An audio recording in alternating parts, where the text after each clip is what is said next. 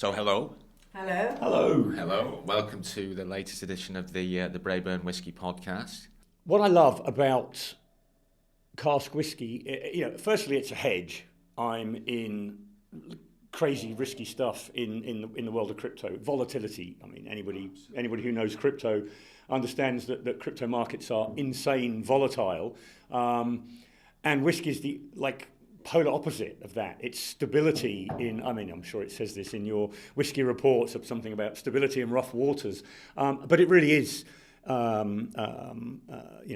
fantastically stable asset. I absolutely love the report you guys put out twice yearly. Yes, previously twice a year. We're going to do it once a year now. Right, but absolutely love that BC20. report. And the BC20 index, which obviously you guys have pioneered. I think it's so, So as an investor, you found that a useful tool then? Hugely. That's and I've spent the last 30 years working in and around research in one way or another in lots of different industries. And so I read a lot of reports. And I like a report that I can, get through it in an hour and learn something. That's great. And I love that little report that you guys put out. I think it's and the BC20 index is a really useful way to understand that even at the lowest end of the quality single malt Scotch cask market, you're achieving that kind of 7% annual return, which is about as good as you get long term in the stock market. At the higher end of your index, we're pushing the 20% mark. On a really good, at the really top end, we're pushing 20% for those hand-picked. And so it's just qualify that these are this 20% results are not. And you certainly we've seen that with some of the, but these tend to be the real sort of a higher echelon of the whiskey cask. We would not promise 20% normally. Past performance does not guarantee future results. Yes. But I mean it's again the sort of the provenance of the distillery, the caliber of the distillery, and there are those sort of opportunities out there. But I think, and I would ask you the question, so your attraction then to whiskey as an asset was based on that sort of element of stability, do you think? I think absolutely clearly it's three things. It's diversity. So I'm in property, I'm in stocks, and I'm in crypto. Whiskey offers diversity, and it's cool. It's just cool. It is. I mean, I want to also state for the record. Cool as well. Samantha's cool, and I want to state for the record, I'm probably Braeburn's only teetotal investor. Of course, yes, you don't drink, do you? I haven't had a drink in 10 and a half years. Normally, we'd be playing with whiskey right now. There'd be bottles all over the table. I was a little disappointed to hear that. I want to learn. We're going to go hike up a mountain all day tomorrow, and I want you to teach me all about the whiskey industry while we're doing it. And, it's all wonderful. And I can... What's the expression I'm looking for? Get off on that sounds a bit weird, doesn't it? But I can get into that. I'm enthused by that. And I'm enthused by that, even though I'm not a drinker or a whiskey lover myself. Mystery and story distilleries. It's fantastic. You really get into it. And it's interesting, and it's just all learning about the differences between the regions and the top tier distilleries and the appreciation, I'm interested. I'm a young 51, so I'm interested in buying these little 2 and 3 year old casks and getting those early days growth, and and understanding the growth cycle, and that's so interesting to learn about. And it's quite genuinely that when we look at the market and ultimately these casks, they will be bottled independently. So obviously we're very dependent on the strength of the independent bottling market. Some 20 years down the line, these casks, when they're sort of wonderful expressions. But my point is that actually, believe it or not, that these opportunities to buy these casks are becoming increasingly, it's difficult now because the distilleries are trying to hold back their inventory. And so while, we sort of talk about it, it's a bit anecdotal, and you may well take it with a pinch of salt coming from us. But the reality is, you look at the market from your perspective, when you have these casks and you look at it 10, 15, 20 years down the line, over the next couple of years, the opportunity to buy these younger casks is going to dry up. We are not producing enough whiskey specifically earmarked for single malt. So you're in a really strong position. There is inherent, we talk about the sort of, what we perceive as, the wonders of investing in whiskey and how bright the future looks from an investment perspective. And there's a lot of data out there that suggests if you own whiskey casks, there's a lot to sort of support this view. But by the same token, the whiskey industry is notoriously cyclical, and there have been occasions over the past 30 years where we've seen, demand for whiskey fall off, bloated inventories at distilleries, this sort of thing. So that is, a genuine concern. Will we do this again? And so I look into that quite in depth, and the answer is probably not. In fact, we're in far better health as an industry than we've ever been before in terms of understanding our markets. Production is in line with the sort of a solid understanding of the markets and how those markets will develop. And we're more of this industry is far more international than it was in the 1990s or the 1980s. So again, you've got as an investor, look for the risks and the nature of it. It's this cyclical nature of the whiskey industry. But I think that has been addressed really well by our industry. And again, it just points towards the very, very...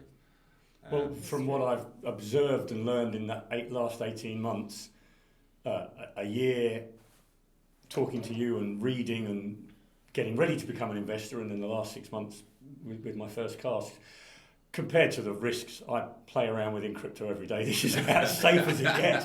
I'm cruising, sleeping my way through happy days in whiskey. All the crapping myself goes on, to use the expression, goes on over in crypto land. Like, that's risky. This is super safe by comparison. I mean, most of our clients are in crypto investors, right? And you can't compare whiskey and cryptocurrency just because they are completely different. So it's not about taking out all your money that you have in crypto and putting it into whiskey. It doesn't make any sense. Whiskey is a long-term investment. You will have no liquidity on the short term. And this is play and balance. If you have 50 grand, if you make 50 grand a day in crypto, take 20 out of it and secure it in whiskey. Exactly. Build your portfolio on the long term. So it's perfectly achievable. It can be complementary with many other investment. It's not just about whiskey cask. Just diversify your portfolio. Exactly that. Couldn't have put it better. Secure your long term, because whiskey will give you the option that many other assets don't. Yeah. We've got the person who can say, I'll sit on this thing for 20 years and see a huge return.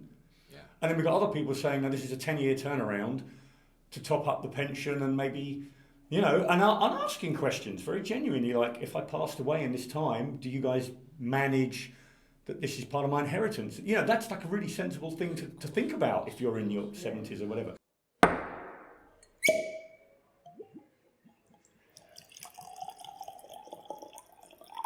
This is fun. This is good. Well, it's really nice to have as an investor, it's so reassuring that the approach. The approach, you guys, it's like long-term relationship building, because I want to learn. Maybe 5 years from now, you'll be telling me that this cask I own would benefit from re-racking into a rum cask or and these are things you should definitely consider. Learn about this stuff. Who knows? 10 years, maybe I'll bottle one of my own, and that's what you guys help with, all of those different things. And I love that idea of the journey for the long haul. It's exciting as well. And I say this quite a lot to my clients, and I think that there's brokers of whiskey casks.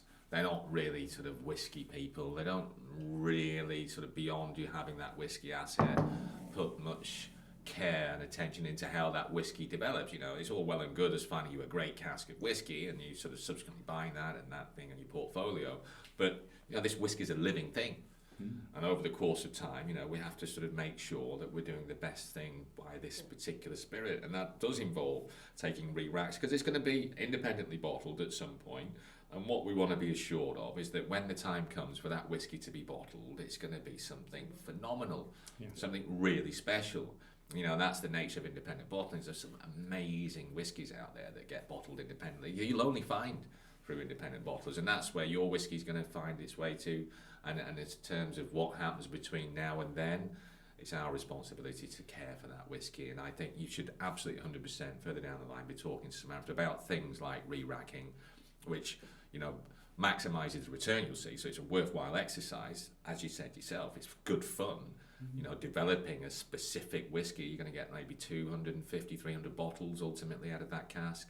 And those 250, 300 bottles will be something that you guys have created with the help of our team up at the warehouse. So yeah, 100% you should sort of pay attention to that. Exactly that.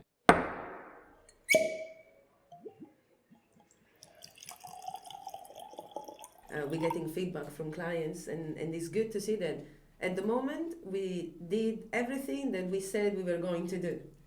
I think the Spanish market as well, they understand booze, don't they? Yes. They do. They, you know, they do. They understand that the sort of the romanticism of all this maturation history, and everything. We they don't take drink so whiskey. much from Spain anyway as an industry. And this is the home of the sherry cask. Exactly. The much desired.